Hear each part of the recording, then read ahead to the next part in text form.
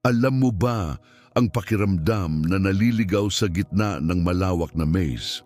Kung pakiramdam mo ngayon ay wala kang direksyon at sa bawat pagsubok na dumarating, ang iyong puso ay lumiliit at lumiliit, sandali, huwag sumuko. Marahil ang katahimikan na iyong naririnig o ang tila kawalan ng sagot ay puno ng isang lihim na mensahe mula sa Diyos.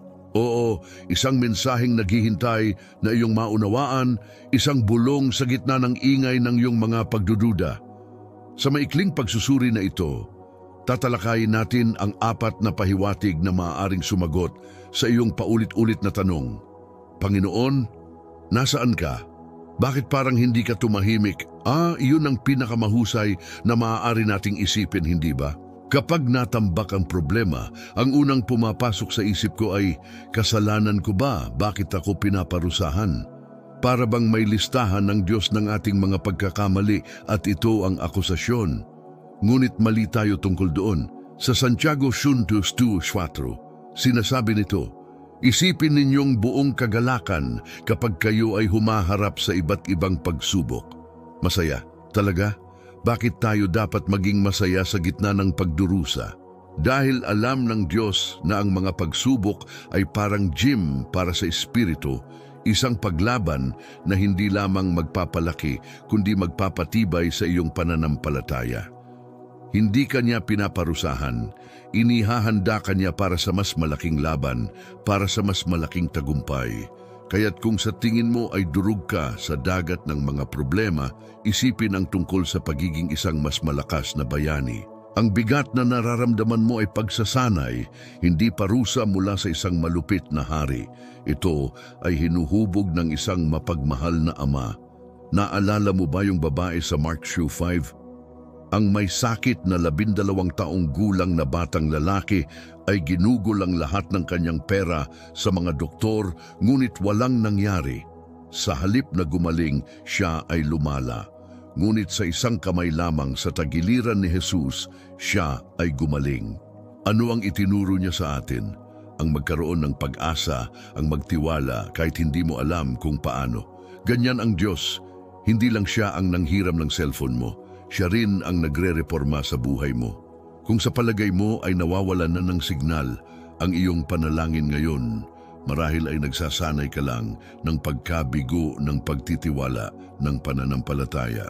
Pinipigilan niya ang ating pagiging makasarili, ang mga bagay na sa tingin natin ay kaya nating gawin ng mag-isa upang pabigatin ang ating pag-asa sa Kanya.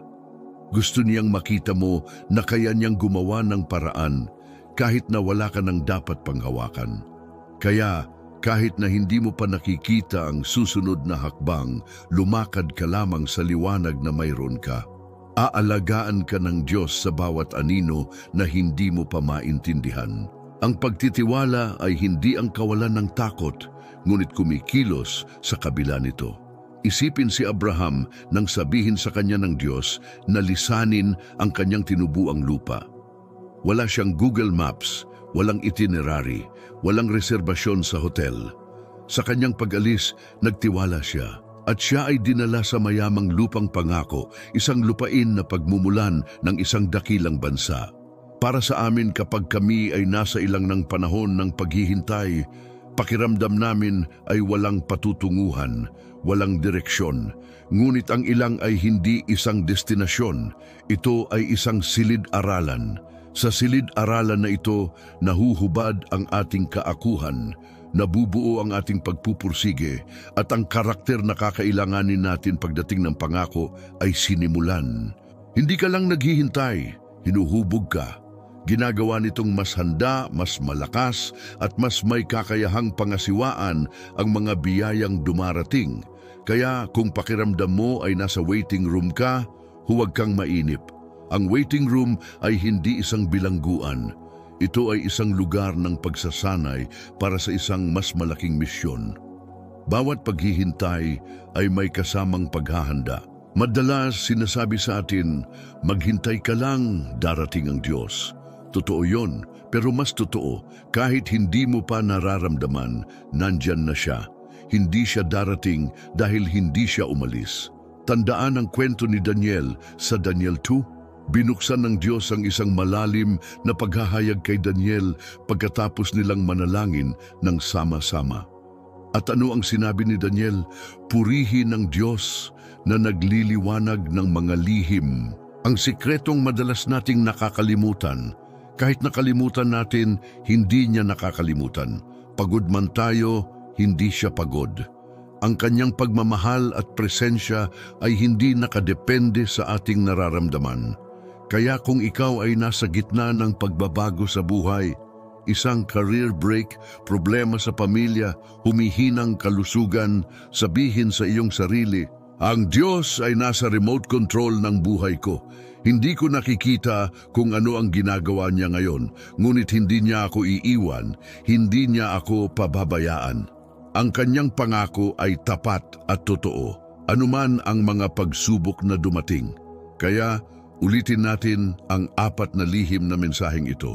Una, ang pagsubok ay pampalakas, hindi parusa. Ito ay humuhubog sa iyo upang maging mas malakas. Pangalawa, ang paghihintay ay isang tutorial sa pagtitiwala. Ito ay naglalayong turuan kang magtiwala sa Kanya ng lubusan. 3, ang waiting room ay isang silid-aralan, hindi isang bilangguan. Ito ay paghahanda para sa iyong higit na layunin. 4, at kahit sabihin mong tama na, nandyan pa rin siya. Hindi Kanya pababayaan kailanman. Kaya sa susunod na maramdaman mong nahuhulog ka o nasa gilid ka, tandaan, may ibinubulong ang Diyos. Ang kanyang lihim na mensahe ay simple ngunit puno ng pag-asa. Anak, kaya mo ito, kasama mo ako, hindi ka nag-iisa. Kung nabiyayaan ka ng mensaheng ito, mangyaring i-like at ibahagi ito sa iyong mga kaibigan na gustong sumuko. Marami ang nangangailangan nito. Magkomento sa mensaheng pinakakailangan mong marinig ngayon. Gusto naming makasama ka sa panalangin at marinig ang iyong kwento. At huwag kalimutang mag-subscribe. Bawat linggo, magbibigay kami ng gabay para hindi ka nag-iisa sa paglalakbay na ito ng pananampalataya. At bago tayo magpaalam, samahan mo ako sa isang maikling panalangin. Diyos, salamat sa lihim na mensahe na iyong ibinunyag sa gitna ng aming mga pagsubok. Salamat sa iyong pagmamahal na hindi nagbabago. Palakasin mo kaming maunawaan na hindi kami nag-iisa, na ikaw ang aming lakas at pag-asa. Sa pangalan ni Jesus. Amen. Tandaan, ang pakiramdam ng pagsuko ay hindi ang katapusan ng iyong kwento. Ito ay isang paanyaya na makinig sa mas malalim na tinig ng pag-asa, ang tinig ng Diyos na bumubulong ng buhay sa bawat pagsubok. Magtiwala ka sa sarili mo.